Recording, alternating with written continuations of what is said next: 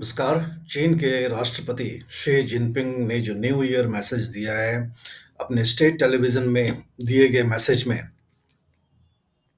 उनके भाषण की चर्चा पूरे विश्व में हो रही है।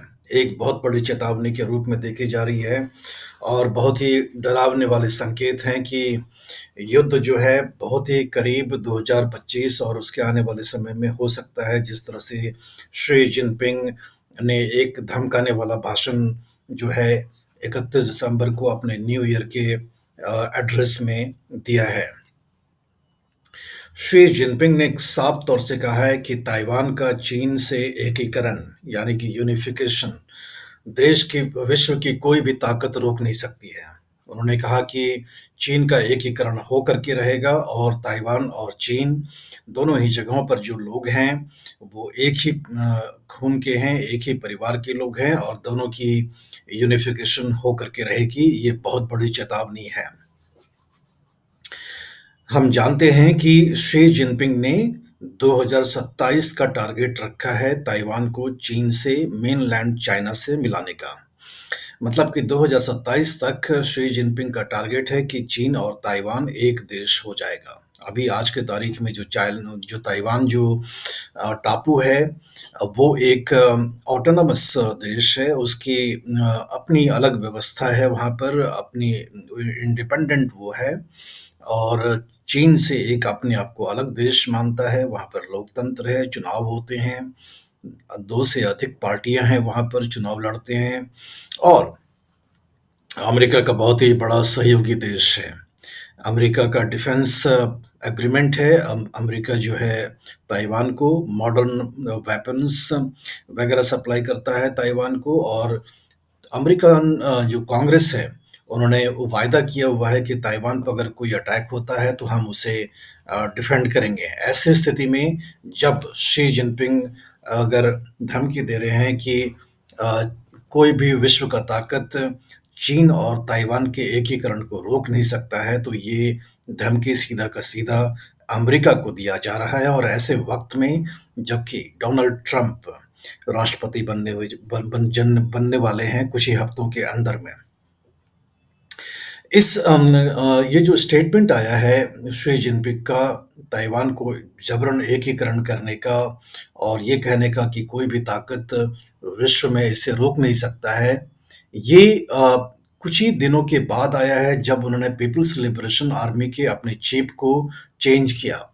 हम आपको बता दें कि अभी कुछ ही दिन पहले शी जिनपिंग ने अपने पीपल्स लिबरेशन ऑफ आर्मी में अचानक चेन हुई को उसका लीडर बनाया। मतलब चेन हुई जिनका फील्ड एक्सपीरियंस कोई भी नहीं है, एयरफोर्स का बैकग्राउंड है, उसे उन्होंने पीपल्स लिबरेशन ऑफ आर्मी का हेड बना दिया। और इसके पहले 1 नहीं, 2 नहीं, 3 जो वहाँ के रक्षा मंत्री हैं, बहुत ही संदेहास्पद स्थिति में उनको हटा दिया गया और ऐसा बताया जा रहा है कि भ्रष्टाचार के आरोप में इन रक्षा मंत्रियों के खिलाफ कार्रवाई की जा रही है, जाँच की जा रही है। अभी जो हाल के राष्ट्रपति हैं डोंग जुन, उनका भी कोई अता-पता नहीं है, उनके ऊपर भी कार्रवाई की जा रही है। अगर हम जब देखें चेन की जब अपॉइंटमेंट हुई पीपल्स लिबरेशन ऑफ आर्मी के हेड के रूप में, तो वहाँ के चीन की जो अखबार है पीपल्स डेली, उसने लिखा कि quote, Chain is someone to keep your eye on as a potential future CMC member, मतलब चाइनीज मिलिट्री काउंसिल मेंबर। ये जो शी जिनपिंग हैं, ये चाइना के जो मिलिट्री कमीशन है सीएमसी शॉर्ट में, उसके अध्यक्ष भी हैं और जो भी जानते हैं, जो भी चीन के जानकार हैं, उनका कहना है कि जो सत्ता पर जो शिकंजा है शी जिनपिंग का, उसका मुख्य कारण है पीपल्स लिबरेशन ऑफ आर्मी पर control. People's Liberation of Army पर जब जबरदस्त कंट्रोल है शी जिनपिंग का। उन्होंने एक तरह से अपना पर्सनल आर्मी की तब्दील के रूप में तब्दील कर दिया है उसे और इस तरह से जितने भी उनके खिलाफ जो चाइनीज कम्युनिस्ट पार्टी में आवाज़ें थीं, उन आवाज़ों को शी जिनपिंग ने पीपल्स लिबरेशन ऑफ आर्मी के इस्तेमाल कर करके उनको चुप कराया। तो हम देखते हैं कि बहुत सारे जो डिसिडेंट्स थे चीन के अंदर में शी जिनपिंग के तीसरे कार्यकाल लेने से पहले तक में उनको समाप्त कर दिया गया। वो गुमनाम हो गए या तो पब्लिक स्क्रूटनी से बाहर हो गए। और जिस तरह से 3 रक्षा मंत्रियों के खिलाफ कार्रवाई की जा रही है और एक जो विदेश मंत्री थे, किंग गांग, वो भी लापता हो गए। बहुत ही रहस्यास्पद स्थिति में उनके खिलाफ भी करप्शन का मामला लगाया गया है। कहते हैं कि जो मिसाइल प्रोग्राम है पीपल्स लिबरेशन ऑफ आर्मी का, उसमें करप्शन का मामला है और उसी में जो रक्षा मंत्री हैं उनको घसीटा जा रहा है। लेकिन जो चीन के जानकार हैं और जो सामरिक विषयों को के बारे में जानकार हैं, उनका कहना है कि चीन की जो सेना है पीपल्स लिबरेशन ऑफ आर्मी, उसमें कहीं न कहीं ये विवाद है कि शी जिनपिंग का जो अ, जबरन ताइवान पर कब्ज़ा करने का जो प्लान है 2027 तक, उसके खिलाफ कई सारी आवाज़ें हैं। और जो भी लोग अपोज़ कर रहे हैं, जो भी लोग विरोध कर रहे हैं शी जिनपिंग के इस प्लान का कि ताइवान को जबरन कब्ज़ा किया जाए, चाहे युद्ध हो उसके लिए, उनको करप्शन का नाम लेकर के उन्हें हटा दिया जाता है और उनके खिलाफ कार्रवाई की जाती है। चीन हम जानते हैं कि एक कम्युनिस्ट नेशन है जहाँ की तानाशाही है लगभग, क्योंकि वन पार्टी रूल है। शी जिनपिंग ने जो अब तक का जो परिपाटी बनी हुई थी कि कोई भी राष्ट्रपति अधिक से अधिक 2 टेन्योर के लिए ही होता था, 2 कार्यकाल के लिए ही होता था, उसे तोड़ते हुए तीसरा कार्यकाल उन्होंने ले लिया। और चाइनीज़ कम्युनिस्ट पार्टी में जितने भी विक्षुब्ध थे, जितने भी डिसिडेंट थे, उनको बाहर का रास्ता दिखा दिया। पीपल्स लिबरेशन ऑफ आर्मी के अंदर भी जो हम पर्ज कहते हैं कि जो भी सवाल उठाता है, उसकी आवाज़ को आप दबा दें, उसके खिलाफ कार्रवाई करते हुए शी जिनपिंग दिखाई पड़ रहे हैं। ऐसे में 2027 तक में जो शी जिनपिंग जो चीन के राष्ट्रपति हैं, उनका ताइवान पर जबरन कब्जा करने का जो प्लान है, वो क्या सफल हो पाएगा या सिर्फ गिदड़-भभकी के रूप में ही रहेगा, वो आने वाला वक़्त ही बताएगा।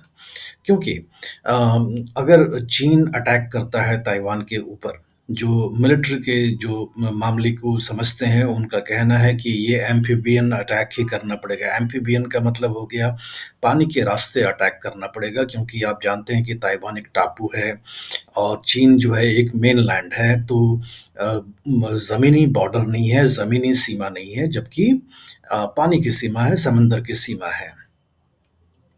समंदर के रास्ते चीन किस तरह अटैक कर पाएगा वो भी देखना पड़ेगा। क्या वो क्षमता चीन के पास है या नहीं है, वो भी जानना पड़ेगा, उसकी भी हमें मालूमात करनी पड़ेगी। लेकिन अभी हमने अगर देखा है, अगर पूरा 2024 का जो कालखंड अगर अगर आप देखेंगे, तो चीन ने ताइवान को डराने-धमकाने वाली स्थिति बना कर के रखी है। जब चाहे तब ताइवान की जो पानी का लिमिट है, जो समुद्री सीमा है, उसके अंदर इनके शिप्स भी चले आते हैं, फाइटर जेट्स भी चले जाते हैं, ताइवान का घेराव भी कर देते हैं, ये सब कर देते हैं। लेकिन इसके बावजूद पास के ही फिलीपींस के पास अमेरिका और फ्रांस और बाकी जो देश हैं, उन्होंने रेगुलर अपना जो है मिलिट्री ड्रिल जारी रखा है। अगर आप 2024 में देखेंगे तो कम से कम 2 बार इन लोगों ने मिलिट्री ड्रिल किया है। फिलीपींस के पास अमेरिकी की बहुत बड़ी सैन्य मौजूदगी है। आप इंडो पैसिफिक का अगर आप लेंगे नाम, तो इंडो पैसिफिक के नाम पर फिलीपींस जो है बहुत ही करीब है ताइवान से और वहाँ पर सैन्य संपदा अमेरिका का बहुत ज़्यादा है। अगर किसी भी स्थिति में अगर अटैक करता है चीन ताइवान के ऊपर में, तो फिलीपींस से अमेरिका जो है अपनी सैन्य संपदा को ताइवान के पानी की तरफ चंद घंटों में ही ला सकता है। उसके अलावा आप जानते हैं कि ऑकॉक मतलब ऑस्ट्रेलिया, यूएस एंड यूके, ये जो 3 देशों का जो पार्टनरशिप है, ये भी इंडो पैसिफिक के लिए काम करता है और ऑस्ट्रेलिया को लॉन्च पैड बनाया गया है कि जो सबमरीन है, न्यूक्लियर आर्म्ड सबमरीन, इसके लिए। और ऑस्ट्रेलिया आप जानते हैं कि इंडो पैसिफिक के पास है, तो ये एक अलग से अमेरिका ने और यूके मतलब इंग्लैंड, इन लोगों ने एक मिलिट्री एसेट ऑकॉक के नाम से भी क्रिएट कर दिया है कि अगर ताइवान पर चीन अटैक कभी करता है, तो हम ऑस्ट्रेलिया से भी मदद पहुंचा सकते हैं। तो यानी कि शी जिनपिंग का ये कहना कि दुनिया की कोई ताकत ताइवान को चीन के साथ एक होने से रोक नहीं सकती है, तो ये कहीं न कहीं खुली चुनौती है डोनाल्ड ट्रंप को और अमेरिका के पावर को। आज के तारीख में अगर हम देखें, तो रूस ऐसे स्थिति में नहीं है कि अपने किसी भी मित्र देश को मदद करने में काम आ सकता है। उसका कारण ये है कि रूस ऐसा मानते हैं कि 6 लाख रूस के सैनिक मारे जा चुके हैं यूक्रेन युद्ध में, और अपना जो मित्र देश सीरिया था, वहाँ पर तख्ता-पलट हो गया रूस के देखते-देखते, और रूस वहाँ कुछ कर भी नहीं पाया। बशर अल-असद को भाग जाना पड़ा, और तुर्की जो कि एक नाटो देश है, उसके समर्थित जिहादियों ने सीरिया पर कब्ज़ा कर लिया। ऐसी स्थिति में अगर चीन युद्ध करता है ताइवान के नाम पर, तो रूस चीन की मदद के लिए आ नहीं पाएगा, लेकिन अमेरिका के साथ ऑस्ट्रेलिया, यूके, पूरा पश्चिमी देश और नाटो जो है ताइवान के साथ खड़ा हो सकता है, और ऐसी स्थिति में चीन क्या ये युद्ध करना पसंद करेगा या नहीं? क्योंकि शी जिनपिंग ने अपने न्यू ईयर के मैसेज में ये भी कहा है कि चीन की जो अर्थव्यवस्था है, सारी चुनौतियों से लड़ने के लिए तैयार है और 5% का जीडीपी ग्रोथ हासिल करके रहेगी। और आप जानते हैं कि जो चीन की अर्थव्यवस्था है, वो एक्सपोर्ट ड्रिवन है।